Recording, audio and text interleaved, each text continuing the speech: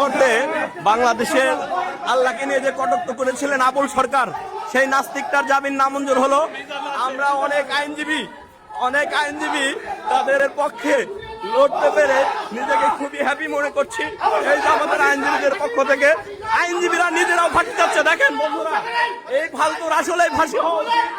দেখো আদালত তার জামিন নামঞ্জুর হওয়া উচিত ছিল। বড় ধরনের ফাউল আবুল সরকার।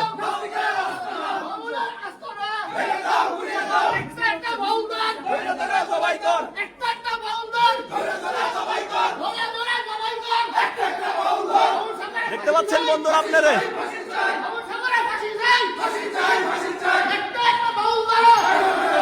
বন্ধুরা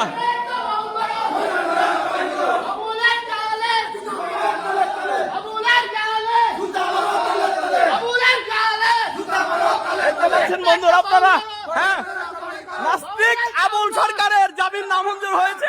তারই পরিপ্রেক্ষিতে আইনজীবীরা